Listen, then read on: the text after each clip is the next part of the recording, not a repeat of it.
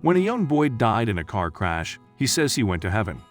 After being resuscitated, he came back with a message he says Jesus gave him to share with the world, and he wants everyone to hear it before it's too late.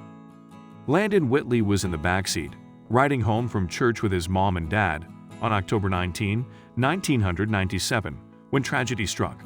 I didn't see what he was yelling at. I didn't see the ambulance coming, but I remember him yelling.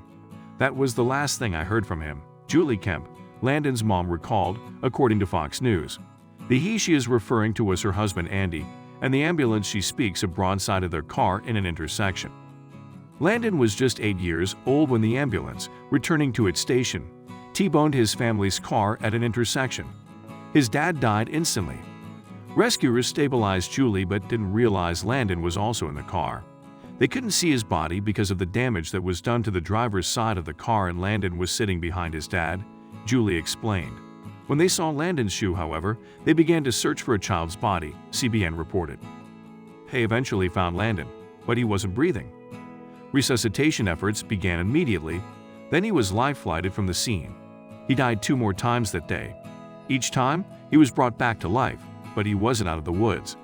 They told me that if he lived, which did not look good, but that if he lived, that he would be like an 8-year-old baby, Julie recalled.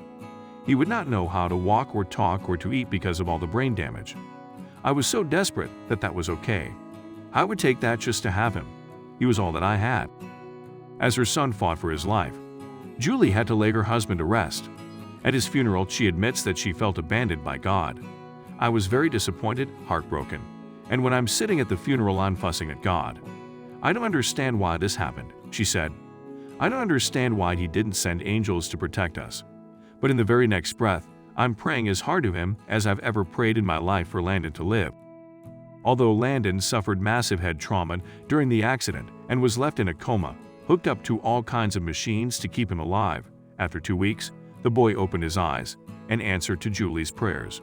To everyone's shock, he didn't have any brain damage. In the midst of celebrations that her boy was finally awake, however, Julie realized she had to tell him that he had lost his dad.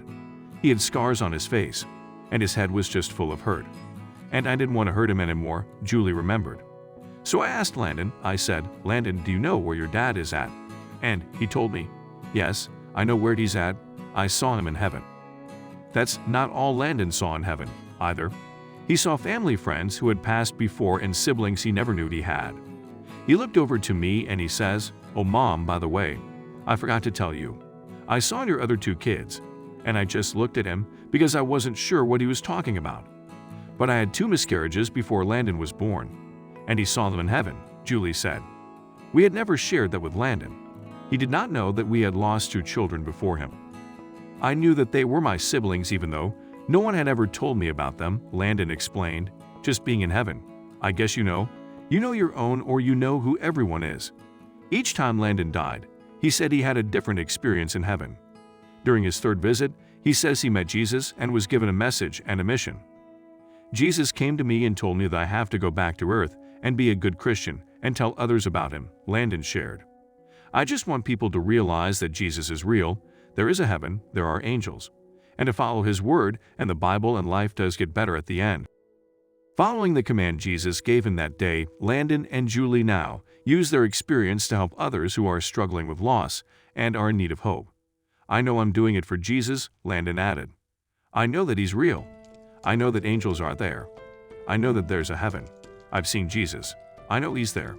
He's asked me to do this, and this is what I'm doing. I didn't understand in 1997, why God didn't send an angel. But I know that there were angels there. And I know that we were protected, and we are living out what his plan is for us, Julie said. Instead of staying stuck in grief, or instead of staying mad at him, I was able to use this story to help others not to give up and to keep their faith on their grief journey, she continued.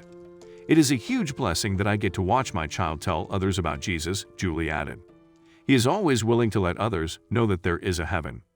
'Cause he's been there.